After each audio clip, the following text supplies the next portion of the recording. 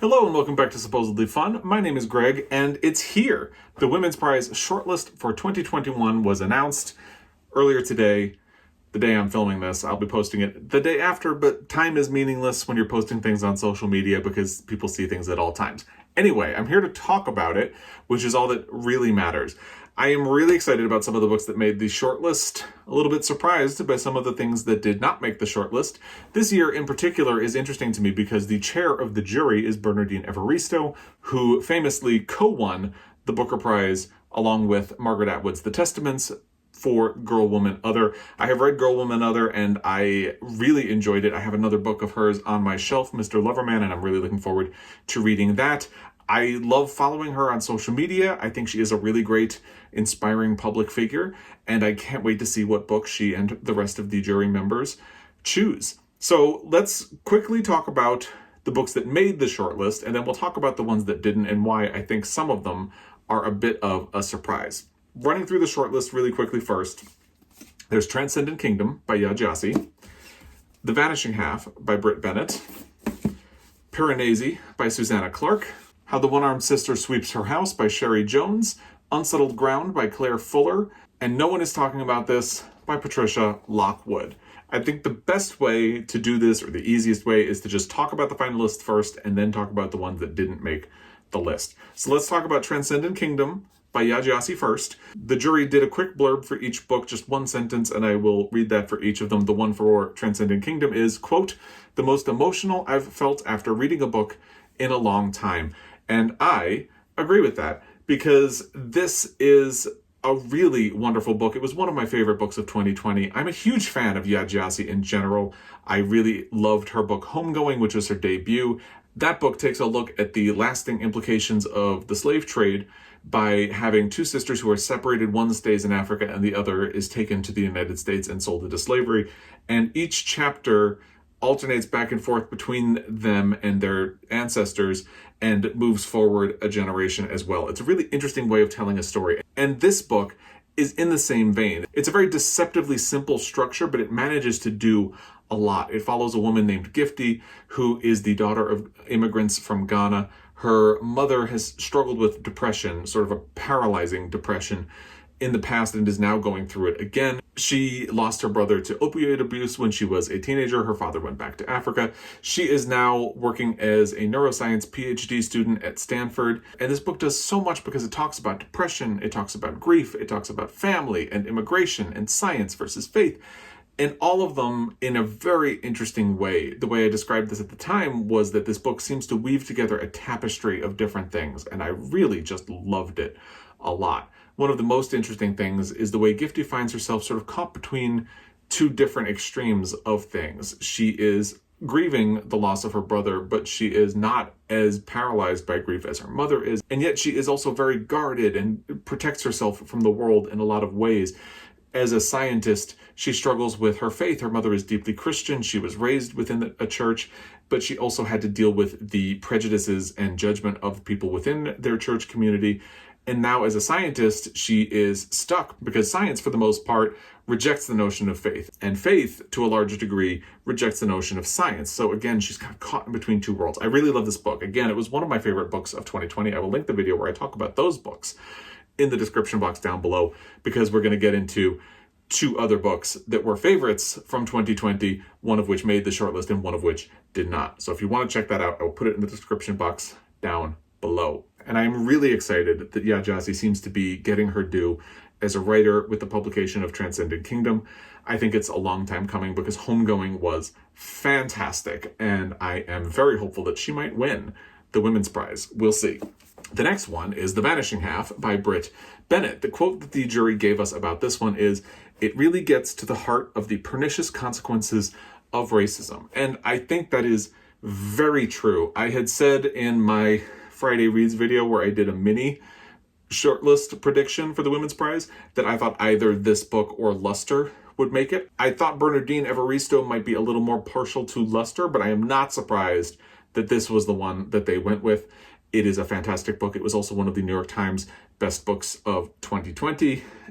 And it's just fantastic. It follows two sisters who grow up in a town where people really prize being light-skinned. And it's about the different paths that the sisters take. One of them ultimately decides to pass as white, and she goes off into the world on her own and has to leave her past behind. And it's about the struggles that she has passing as a white woman.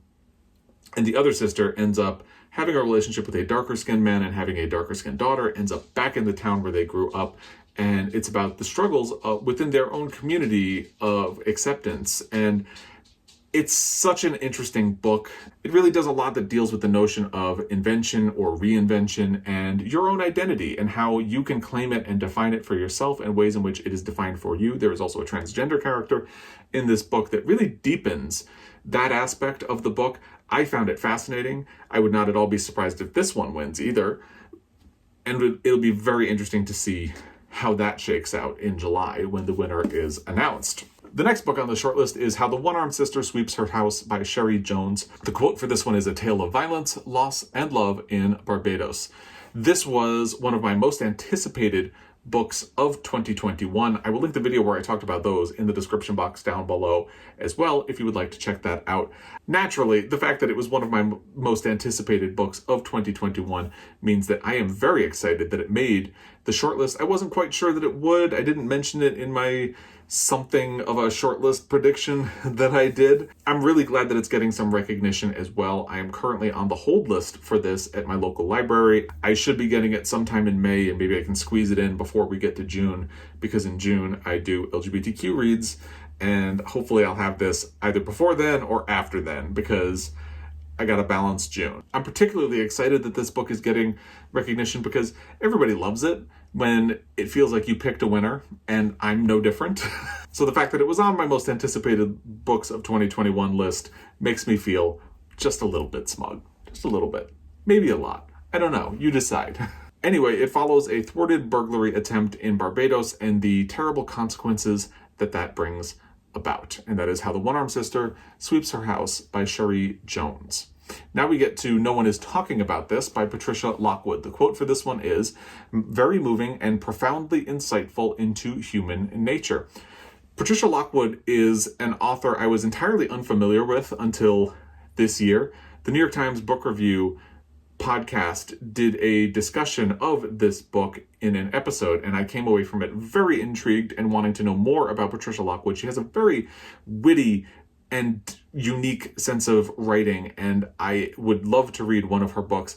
Interestingly, though, that podcast episode got me more interested in one of her other books, which is her memoir called Priest Daddy. And that is the book of Patricia Lockwood's I am planning on seeking out first. Once I have that down, I think I would be interested in getting to No One Is Talking About This. As a bonus, Patricia Lockwood comes from Lawrence, Kansas, which is not far away from where my husband grew up, which means nothing. It's just interesting, I think.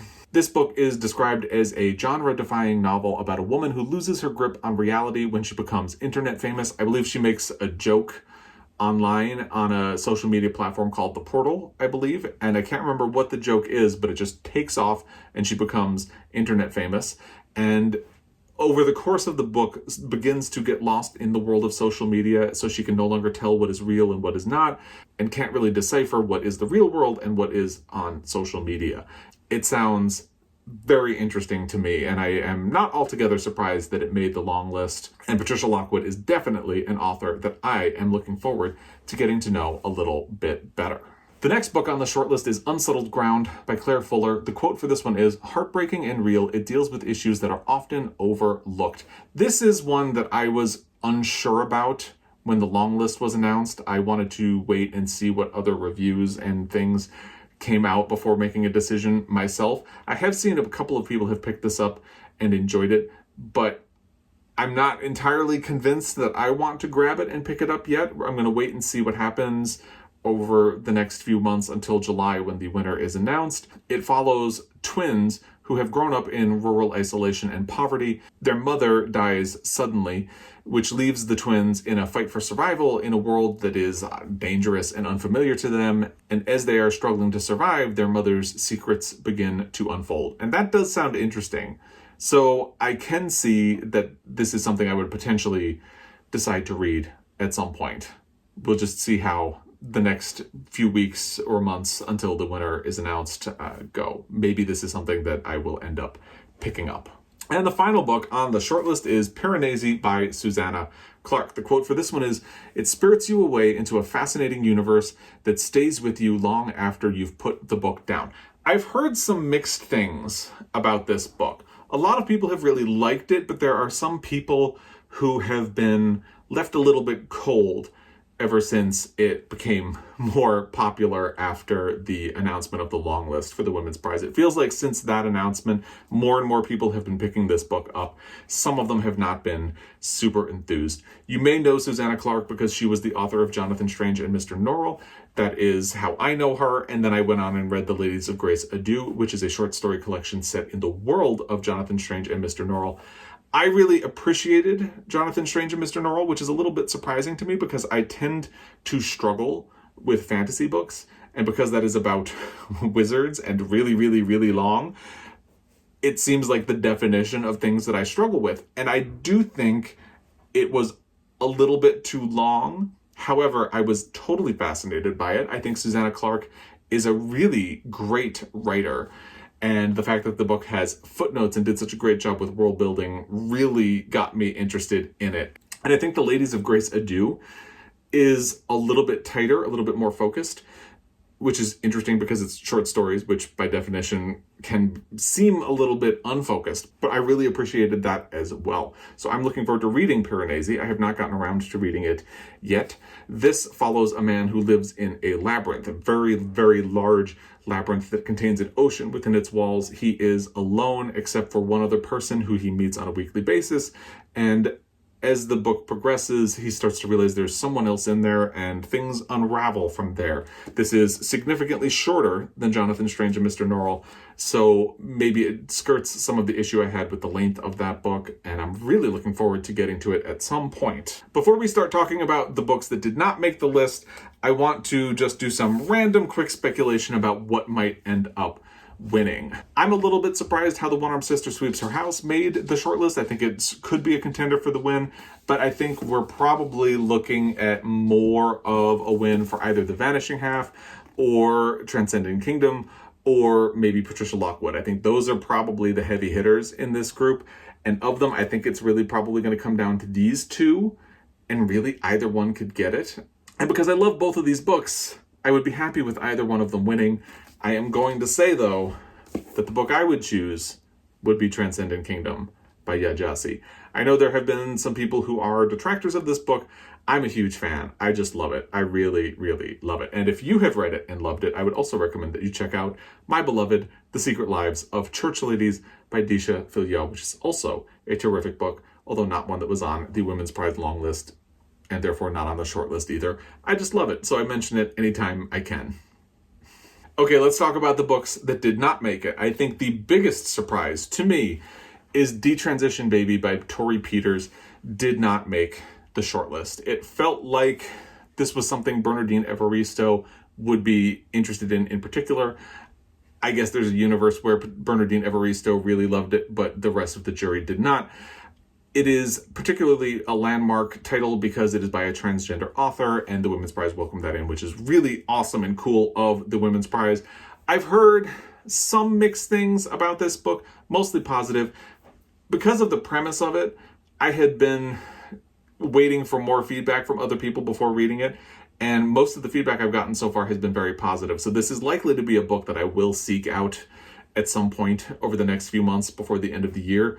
I don't know when, possibly June. As I said, I like to read LGBTQ books in June, so this would kind of be a good fit for that, and see how that goes. It just felt like a really bold choice for the long list, and because of that, it seemed like a natural fit for the short list, so I really thought it would be there, and it's not.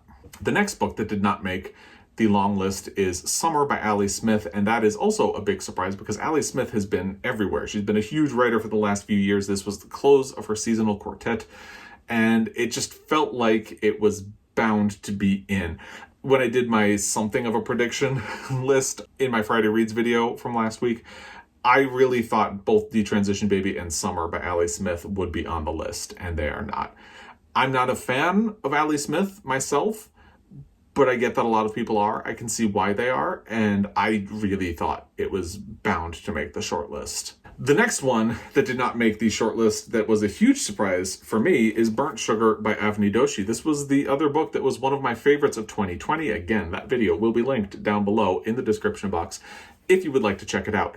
This book is poison, but it's delicious poison. It's about a toxic mother-daughter relationship, and I really loved it. And it was a finalist for the Booker Prize last year. Maybe that's why the Women's Prize wanted to spread the wealth a little bit. Maybe it felt like this had already gotten a lot of recognition. Whatever the reason, I would have put it on my personal list, but I'm also a dude, so I probably shouldn't be telling the Women's Prize what to do with their list. It's just that this is something that I really loved, and I really thought the jury would as well, so that's why it's a surprise to me. The next book that did not make the shortlist is Luster by Raven Leilani. I had said that I thought either Luster or The Vanishing Half would make the shortlist. That ended up being true. I did think Luster would have a bit more of an edge because it is a little bit provocative. It very much deals with the sexuality of its black female character, and I thought that that might be something that the jury would respond to and want to put forward into the shortlist.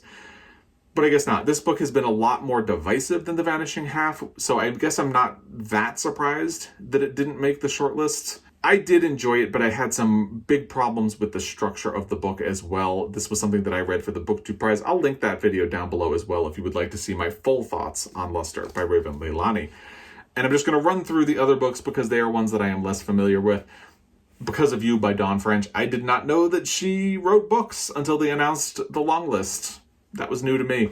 But from the feedback, it was a huge surprise that that made the long list at all. A lot of people were kind of surprised and shocked. Maybe people had liked the book but didn't think it was quote-unquote award-worthy. So I guess it's not too much of a surprise that that did not make the shortlist. Also not making the shortlist, Small Pleasures by Clare Chambers, Nothing But Blue Sky by Kathleen MacMahon, Exciting Times by Nishi Dolan, Consent by Annabel Lyon, and The Golden Rule by Amanda Craig. So I would love to hear what you think of this shortlist. If there's anything you are personally devastated did not make the shortlist. My big complaint about that is Burnt Sugar, although I have not read Detransition Baby yet and would like to see if that would be something that I would have put forward. But again, I'm a dude, probably shouldn't be telling the Women's Prize what they should or should not have done. So I would love to hear your opinions on this and the long list and just life in general. Please put it in the comment section down below. I really appreciate your time as always, and I will be back. Until next time, happy reading.